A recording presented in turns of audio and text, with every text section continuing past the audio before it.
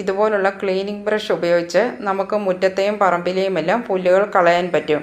എല്ലാവരുടെയും വീടുകളിൽ ഇതുപോലുള്ള ക്ലീനിങ് ബ്രഷുകൾ ഉണ്ടാവും. ബ്രഷിൻ്റെ പല്ലുകളെല്ലാം മുറിച്ച് മാറ്റിയ ശേഷം ഈ ബ്രഷിൻ്റെ താഴ്ഭാഗത്ത് വെക്കാൻ പറ്റുന്ന അളവിൽ ഒരു തടിപ്പീസ് വെച്ച് പിടിപ്പിക്കുക.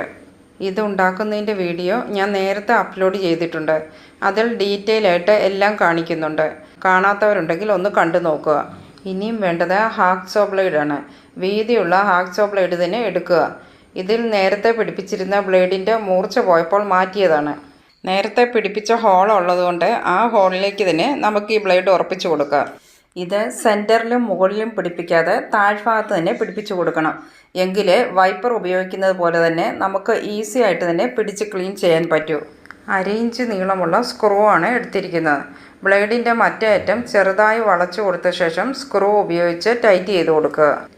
ആണി ഉപയോഗിക്കാതെ സ്ക്രൂ ഉപയോഗിച്ചതുകൊണ്ടാണ് നമുക്ക് ബ്ലേഡ് ഈസിയായി മാറ്റി പിടിപ്പിക്കാൻ പറ്റിയത്.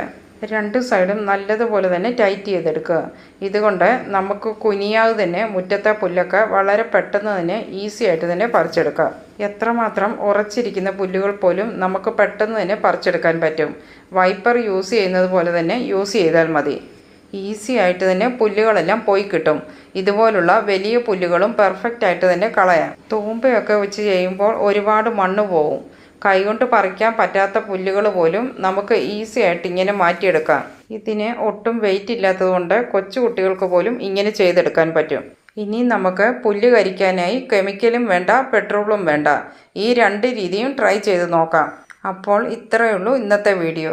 ഈ വീഡിയോ നിങ്ങൾക്ക് ഉപകാരമായി എന്ന് തോന്നുന്നുവെങ്കിൽ ഒന്ന് ലൈക്ക് ചെയ്യുക. നിങ്ങളുടെ അഭിപ്രായങ്ങൾ എന്തു തന്നെയായാലും കമൻസിലൂടെ അറിയിക്കുക. സബ്സ്ക്രൈബ് ചെയ്യാതെ കാണുന്നവരുണ്ടെങ്കിൽ ഒന്ന് സബ്സ്ക്രൈബ് ചെയ്ത് സപ്പോർട്ട് ചെയ്യുക.